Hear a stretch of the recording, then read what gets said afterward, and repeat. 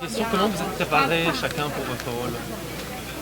Ouais, il y a une prépa un peu commune qui est celle de la mini-formation qu'on a eue avec les sentinelles, les militaires, qui ont pu nous apprendre les gestes, le port d'armes, les mouvements, la manière de se déplacer, de bouger avec une arme.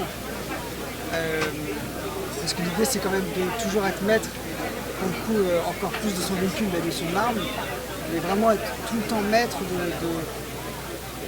d'ailleurs il y a trop cas de sécurité quoi. Donc, voilà, ça ne répond pas à la question, mais on s'est préparé avec des gens qui étaient des militaires avant et qui ont pu nous transmettre un petit peu leur savoir. Et après, il y a eu un travail à travers le scénario et la manière dont on travaillait tous ensemble avec le réalisateur, le scénariste Dominique Gomard, mais aussi Laïla Bekti qui n'est pas là aujourd'hui, Karim et moi. Pareil pour toi aussi. Oui, la même chose. Et vous avez par hasard vécu dans une caserne pour un temps? Non. Et quelle est la chose qui va vous frapper de votre rôle? Quelle est la chose qui va frapper Oui, de ton rôle, de ton de personnage. mon rôle? Là, c'est quelque chose qui me touche avant de me frapper, c'est sa solitude. Sa solitude parce que moi je suis rentré dans mon personnage à travers ça. Et c'est à travers ma solitude à moi que j'ai réussi à le comprendre d'emblée et que je me suis dit ah oui d'accord, je vois par où je vais commencer pour le travailler. Donc peut-être pas frapper mais en tout cas toucher et identifier oui, ça, la solitude du personnage. Et pour vous? Son côté rêveur.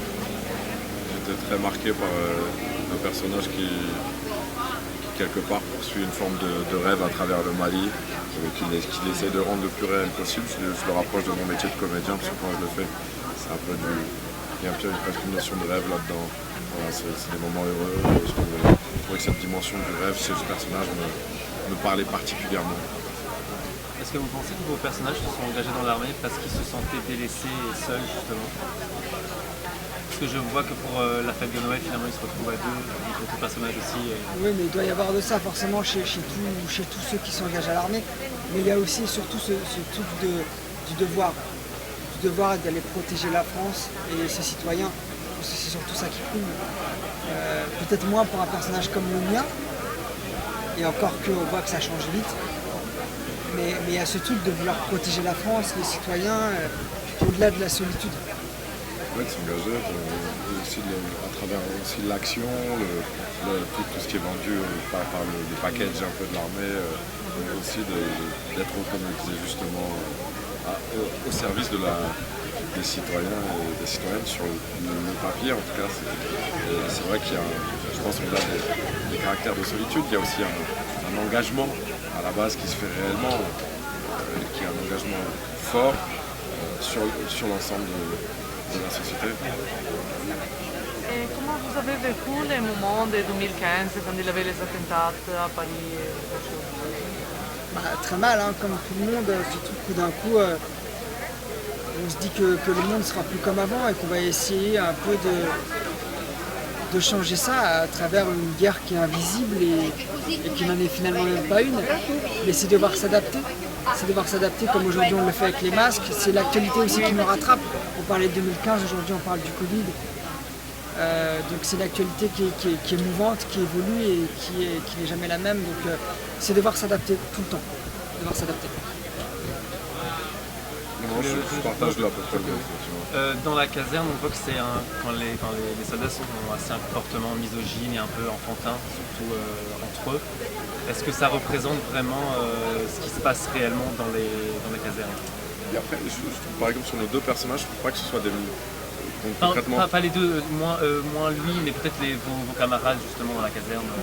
Oui, après il y a peut-être des fois aussi de la posture. Est-ce que ça ne veut pas dire qu'ils sont misogynes aussi? Il y a quelque chose où il n'y a que des mecs entre eux, il y a quelque chose de l'ordre de la posture sociale, mais qui n'est pas forcément, ça décrit pas, je trouve, ce serait trop réducteur de dire que les soldats ou quelqu'un s'engage et qu'il est misogyne parce qu'il fait un métier d'action, etc.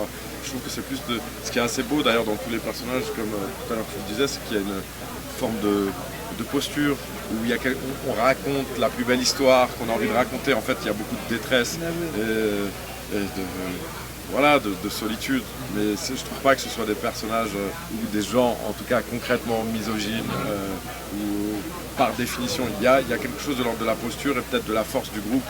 Des fois on devient peut-être un peu plus bête quand il y a la force du groupe. C'est là où il y a une contradiction, leur boss c'est quand même une femme et entre eux ils parlent de la femme du genre un peu moins, disons, réglementairement. Et ce qui est assez joli aussi, c'est qu'il y a une vision contrastée.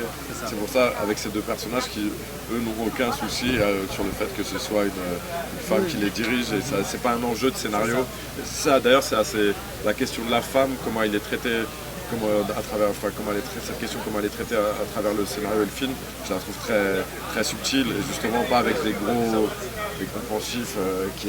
On n'en fait pas un sort. On n'en fait pas un sort, et en même temps, c'est là, mais c'est vrai qu'il y a pas... Il y a quelque chose de plus pervers, plus sous-jacent, et il y a quelque chose qu'on ressent qui est plus de l'ordre de la sensation, effectivement, qui est là, et d'ailleurs plus de pas forcément des jeunes soldats, mais plus de, on va dire, des corps d'élite, du général, où tout d'un coup il y a une forme de dureté, d'incompréhension, mais avec une vieille école. Je trouve pas que ces jeunes soient forcément, en tout cas par définition, pour moi, misogynes. Désolée, je vais devoir vous emmener, Anthony. Ok. On doit aller prendre son bateau, mais on vous laisse à